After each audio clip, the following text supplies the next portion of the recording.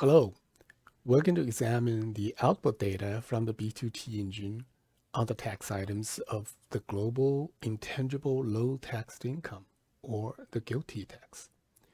The GILTI tax is for US companies only.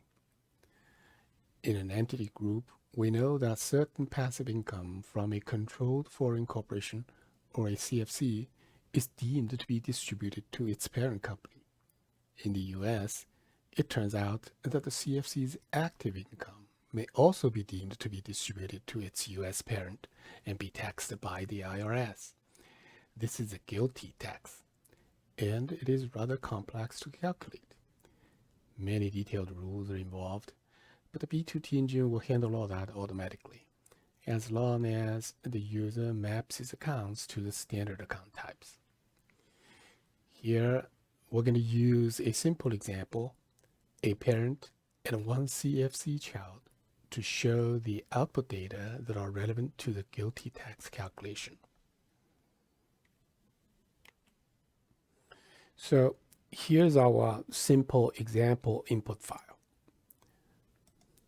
where we want to calculate taxes for a US company P that has a revenue of $1,000. And in this simple input file, we further tell the engine that there is a group where P is the parent company of the group. And we also tell the engine that we do want to calculate taxes for the group in addition to calculating taxes for the P as in a single entity. Now, this calculation of taxes for the group would trigger the engine to calculate the items of international taxation for the group, for the parent company of the group. Now, there's one company in this group, so there's really nothing international about this calculation. So to make things more interesting, let's say in this group we have a company called CH1 that's a child of the parent P. So we're going to add an entity CH1 here. So we tell the engine that there is another company CH1 that is a Canadian company. Now we are also going to tell the engine that the parent owns 100% of CH1, so that the CH1 is a controlled foreign corporation of the parent. So here we tell the engine that P owns CH1 100%. Now, let's say that CH1 also has a revenue of $1,000. So let's go to the recurring input. And we're going to add a trial balance record here for CH1. So now we tell the engine that CH1 has a revenue of $1,000 as well. So that's it. Let's see how the engine is going to treat this CH1's revenue in the context of global intangible low tax calculation. So we're going to save it.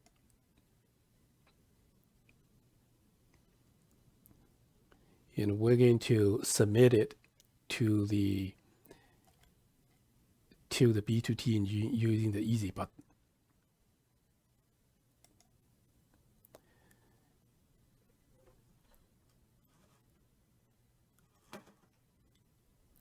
And the engine is starting code, so it may take a few seconds to warm up.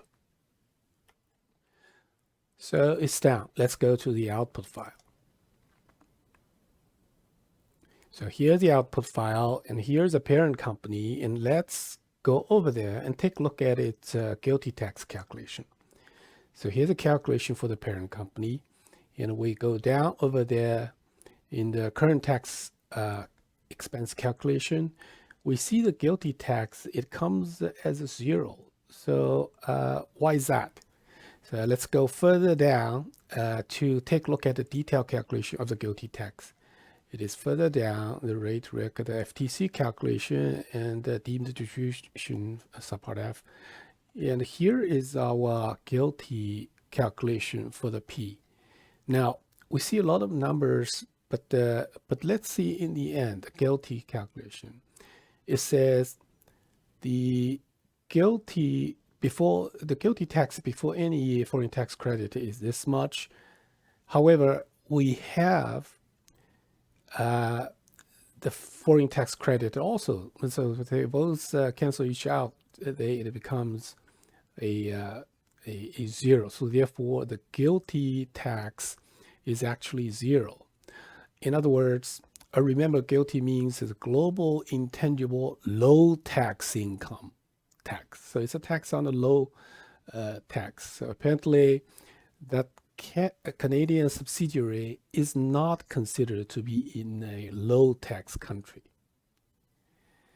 So now, how about what would happen if that CH1 subsidiary is indeed in a low-tax country? Let's say the Ireland. Ireland is generally considered a low-tax country. It's quite trendy nowadays to move the intellectual properties over there. So let's go to the input file to do just that. So we close over here, close the output file, and here's our input file. And we go to the setup, and here's our entity, CH1. We told the engine that it's a Canadian company. Now we're going to say it's actually an Ireland company because Canadian is tax high enough. Everything comes back as a credit. So the net effect is no GILTI tax. Let's say it is Ireland, the country code of Ireland, IRL. So that's it. And we're going to save it, and we're going to submit it again. And we go to the recurring input, and we're going to submit it again.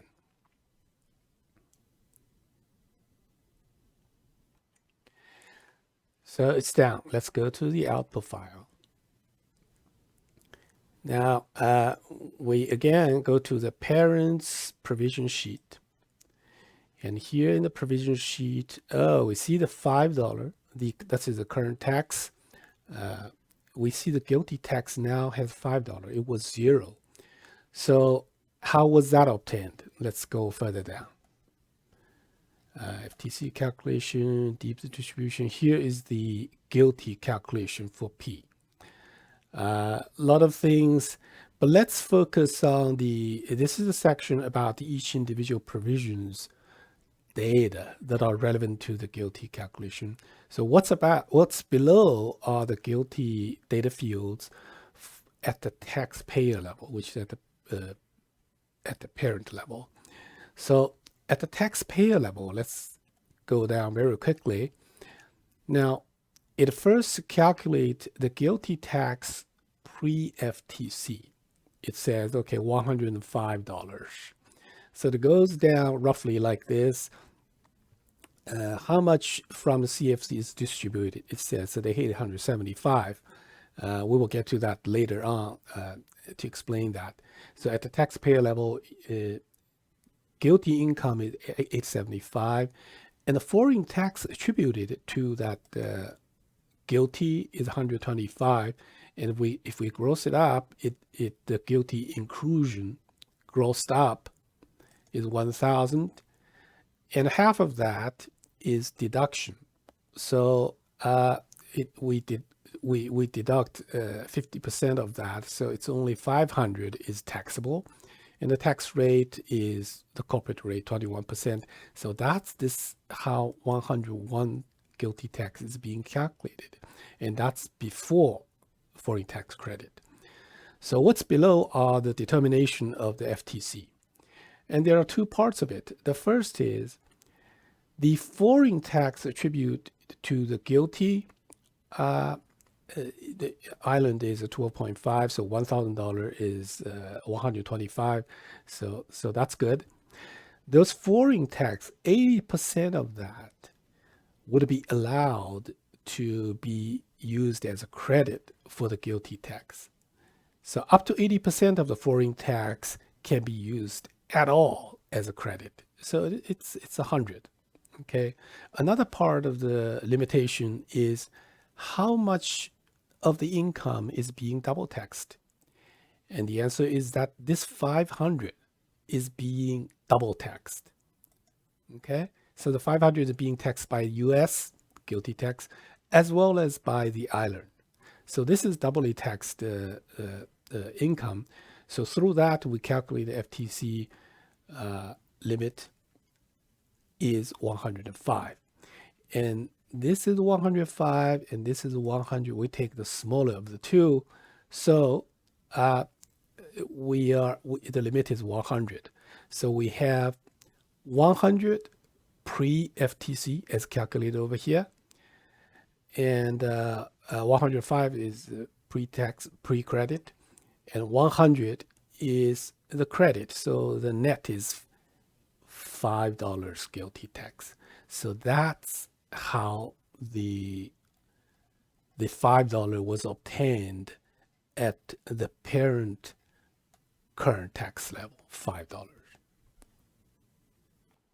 So the IRS basically says if you are located in a low taxed country, then IRS will add additional GILTI tax on your income so that your taxes would be on a more fair playing ground against all the other companies. Now, the other part of the GILTI is that the global intangible income. Okay, so we said $1,000. We said nothing about whether it's tangible or intangible. So the IRS says, okay, it's considered to be intangible.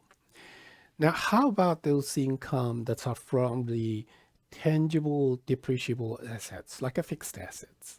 Okay, let's say that the CFC has $800 fixed assets. Okay, the fixed asset would be earning some tangible income. Okay, so let's go back to the input file. We close it. And we are going to, in the recurring input, the CH1 has a revenue of this much. And we further tell the engine that CH1 do have some fixed assets to earn the tangible income. So the tangible income should not be subjecting to the GILTI tax. So we here tell the engine that the CH1 has a trial balance FXT asset that's $800. Okay. Now we have to tell the engine what exactly is this account. So we go to the setup input and tell the engine by adding an account mapping record over here. So we tell the engine that the FXT asset is a standard fixed asset account types. So that's it. We tell the engine here that the CFC has an income, but at the same time, the CFC has fixed assets, which would be generating tangible income, which should be excluded from the GILTI tax calculation. Let's see how that was happening. Let's save that. And we're going to submit it again.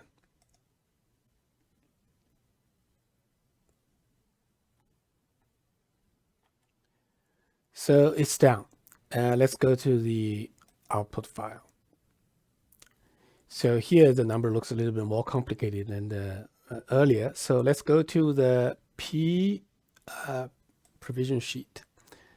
And here again, we see the current tax for P. We see the GILTI calculation. Now it's not. It previously was $5 right now. So it's a little bit different.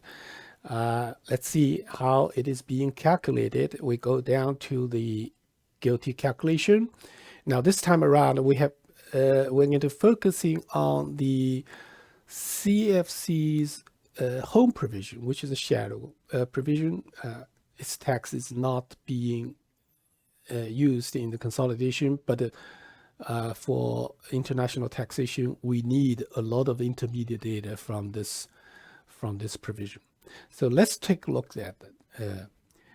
at this provision level of that CFC and all the GILTI related tax data. Okay, so we see this tested income before any foreign tax, which is $1,000, right? We see the QBI 800. That looks familiar because we have fixed assets. 800 qualified business asset investment. Net interest expense, which would be adding back to the GILTI as a GILTI income, but we don't have any. That's fine. Foreign tax, it is not on the home provision, but it's on the provision for the Ireland, $125, right? So those are the basic data, and how those data are coming from.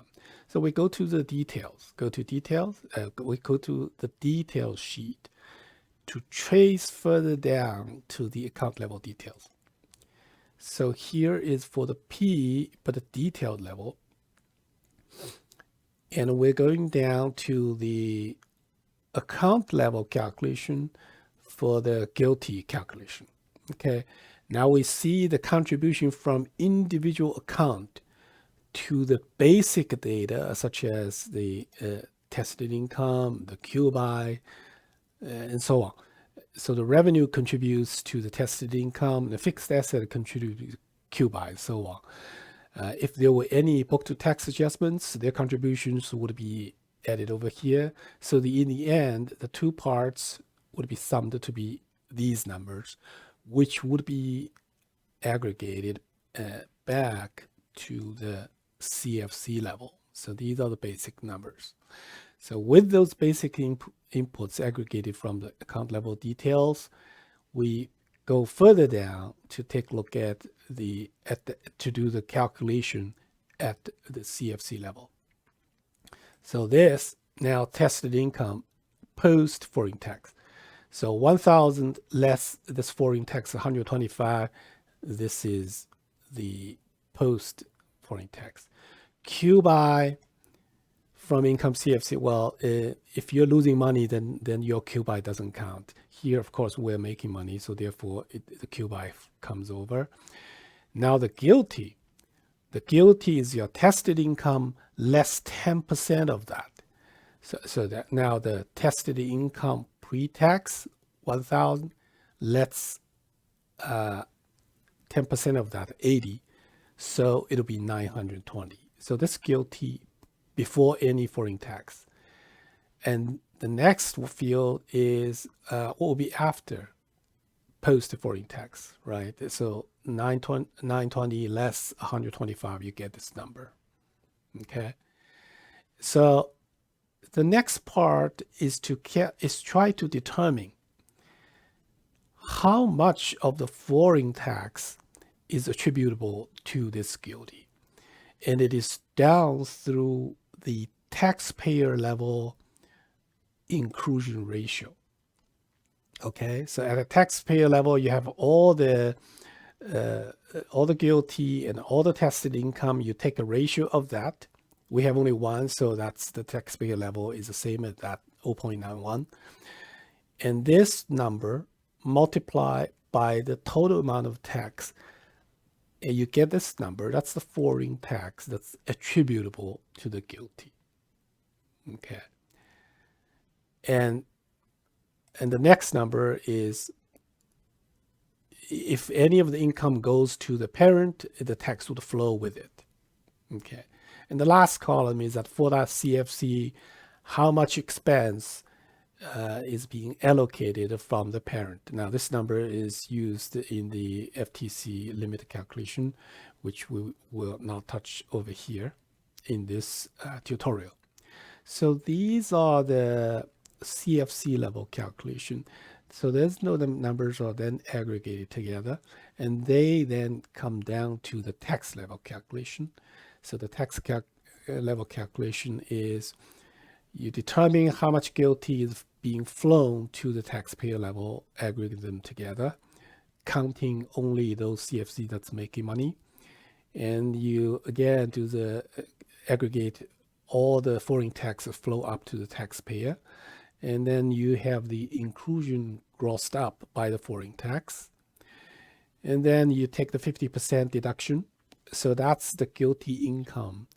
And multiplied by tax rate, you get the GILTI tax before the foreign tax credit. Okay. So now we come down to the FTC allowable.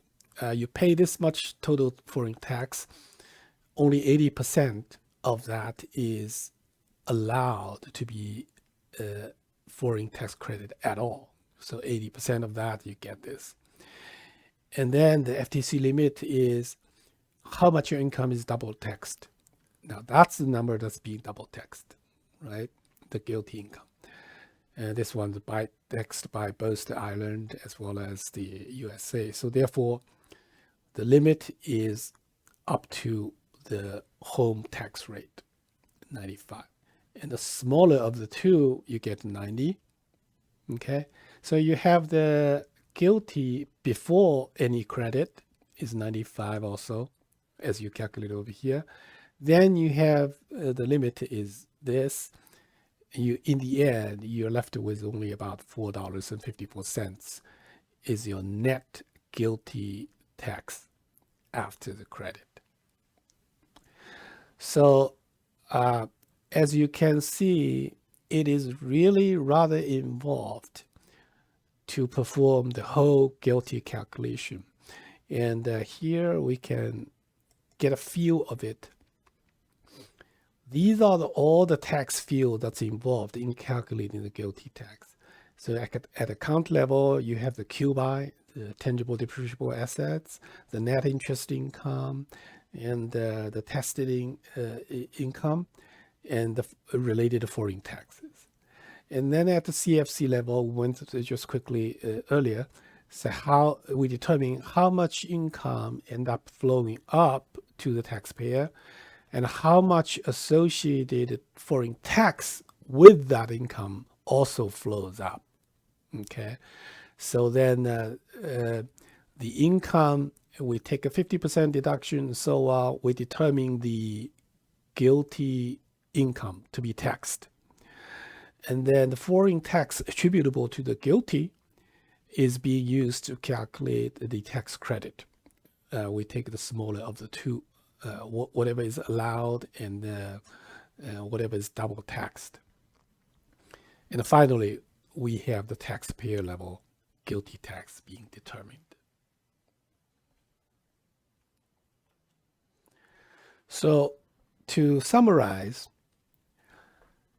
the B2T engine will automatically calculate the GILTI tax items from a CFC.